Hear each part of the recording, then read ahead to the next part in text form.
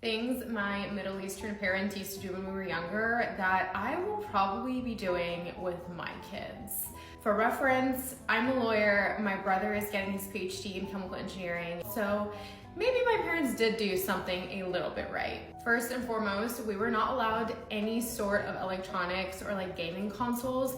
The first electronic like gaming console we ever got was the Wii, and it's because we can play tennis on it, and my dad thought that would be like a good form of like physical activity for us. The Wii was like the only thing we ever got, and then when I was older, I think I got my first phone that I used to borrow from my grandma when I was like a junior in high school. Also, my dad had the Wi-Fi regulated like to the max, so it didn't work past like 9 p.m. Me and my brother were super sneaky about like trying to access the internet, but he literally had it configured to where we could not access it past a certain time. We also had to be reading every single day and a minimum of 10 pages.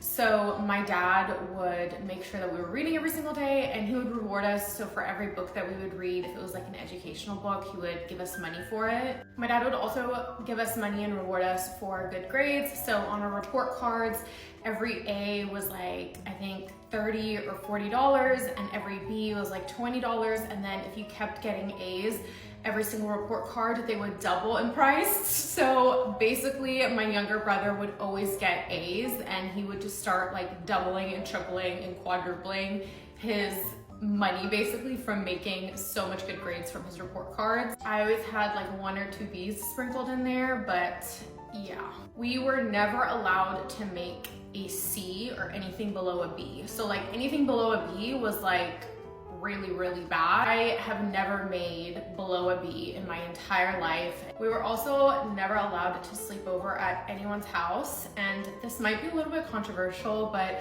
my parents also never let us go to any like homecoming or prom dances or any school activities that were non-educational. They were very careful about who we were friends with, and so they just didn't want us to hang out with anyone who was going to be a bad influence outside of school. We also were never allowed to watch like adult TV shows, so like Sweet Life of Zack and Cody or Hannah Montana, anyone with like any show with like a real person in it, we couldn't really watch that when we were younger. When we were older, like my parents got more kind of lax about that, but we kind of just grew up watching cartoons when we were younger. We never went to any sort of like tutoring or kumon, but we did go to Arabic Sunday school every single Sunday for like years and years and years.